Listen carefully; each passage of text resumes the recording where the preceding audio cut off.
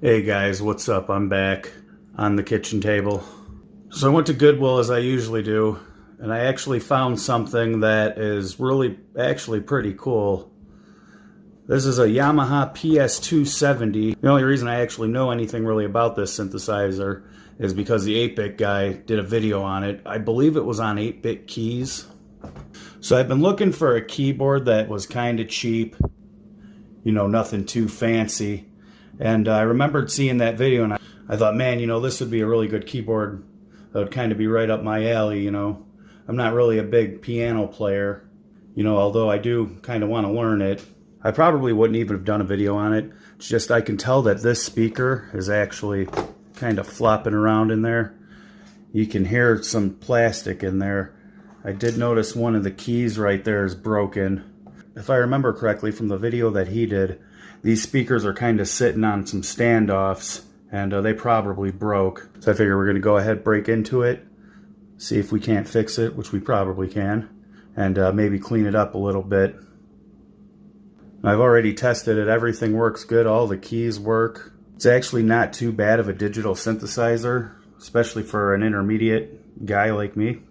I think it'll be fun and it can help me out nonetheless. So yeah, let's go ahead and break into it. Got Garfield ready to help. Let's go ahead and take this thing apart.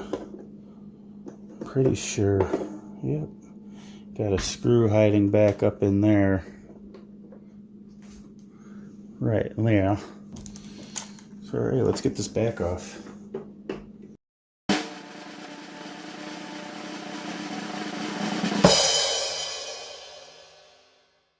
Got them all. Okay. Okay, now you are in the way. Right, sorry, bud. Okay, that's sturdy. And as I figured, standoffs are broke. So I'm going to try to figure out some way how to make that stick in there. And in the meantime, probably just go through and clean up like some things like that little dust bunny. Get that out of there. Kind of look at everything, make sure everything's okay. Try to get that piece of broken plastic out of there. Alright, so like I said, these are the two standoffs that had actually broken.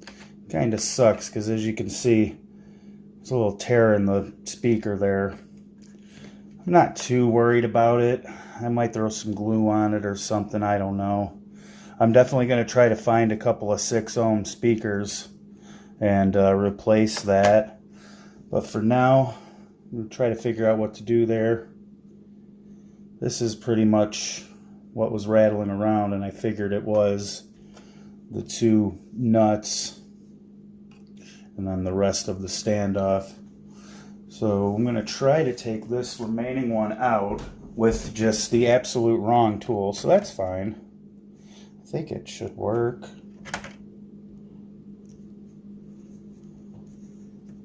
It did.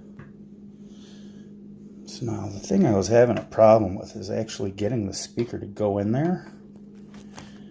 Oh, no. See, it's much different without that.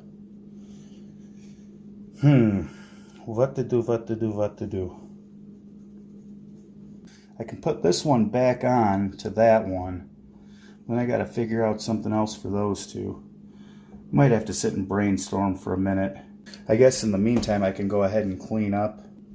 I'm not too sure of all of the components in here, but I know that the 8-bit guy was talking about these are the springs. I guess this is more of a proper setup for the keys compared to some toy keyboards or pianos that are comparable.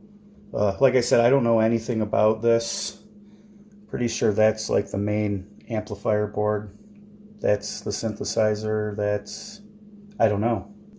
You know what? I'll go ahead and put a link up top for... Whoa, hello. Oh, this might be turning into a different video. I guess it doesn't look too bad.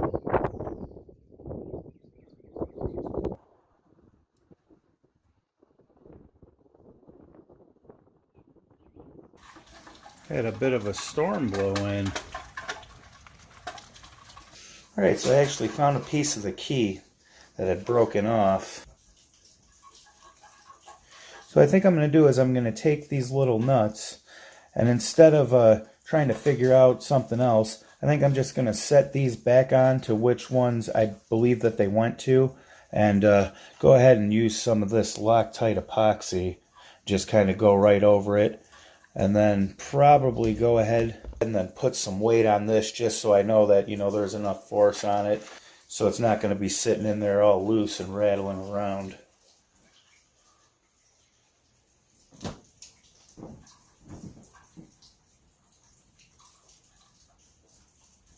I think he does that on purpose. He's like, look at my anus. Look at it. Alright, so now what I did was I kind of tried to scuff up in there as much as I could with this sanding block. Tried to do as much as I could on these standoffs the same. Just kind of rough them up a little bit so the epoxy can have something to kind of bite into. Alright, so this one seems to have went just like that. I already got that one all scuffed up. So this stuff's pretty cool. Usually you have to mix an epoxy, but this has the cool tip on it that actually kind of spins it and mixes it as it comes out.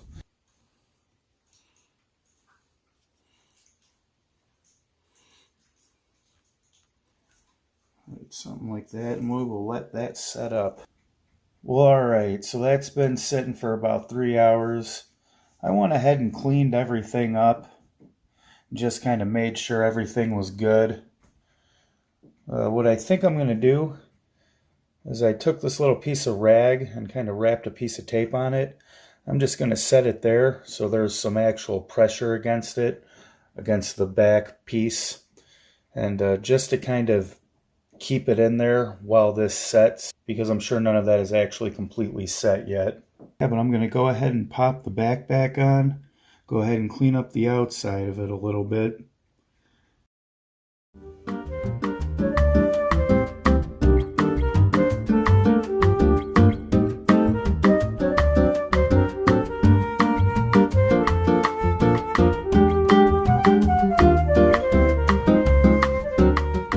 Alright, got it all hooked up to the stereo. Got the groovy lights going on.